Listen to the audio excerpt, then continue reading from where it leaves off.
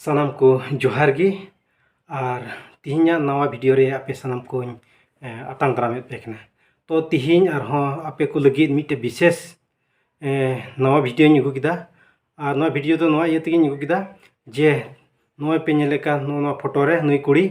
नुई दो बिस्नुत चेरअली रिया Sonajuli आतु rain Shankar Murmu rain तलाई कुड़ी कनाय ᱧᱩᱛᱩᱢ ताय दो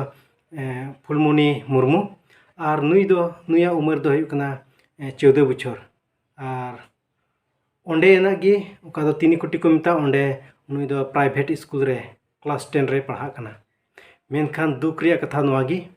चलावेन 17 तारीख सोमवार हिलो उनी दो ओड़ा खने उडुक सेन कना। अदो ओकाते सेन कना ओकोय संगे सेन कना ओना रे चेद हो ट्यून बांग नामो कना। इना आडे पासे गोटा सेंद्रा किदिया को और ओना खन संगी संगी आकुरे पेड़ा गोष्ठी को सेन हो खबर को हताव केदा मेनखान चेद हो खबर बांग नाम कना। अदो ओना इयते नेहर आपे कना जे नुई कुड़ी गिद्रा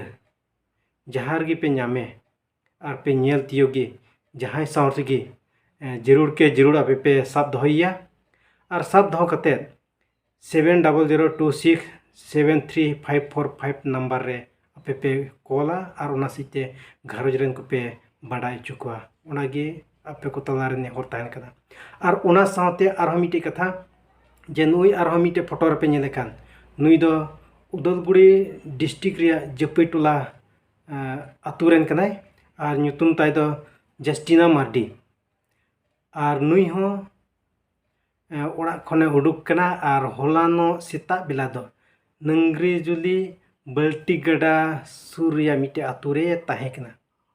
मेनखान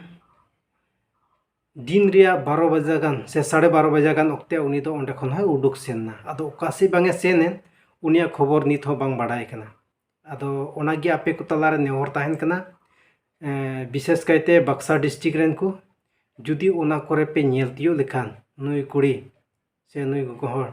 जरूर गी नुई पे साबेया साब दोहैया पे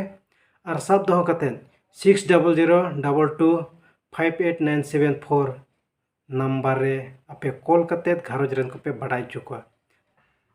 अदो नवा वीडियो सहित आपे साम को पे बाडाय चुकना से पे नेहर चुकना नवा वीडियो आपे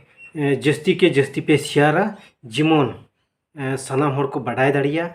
और उनकाते नुकिन को साब दाड़ियुकिन ओना लगे आपे नेहर ताहन कना नवा वीडियो जिमोन दया कते पे शेयर तबुना मा सानाम को जोहार।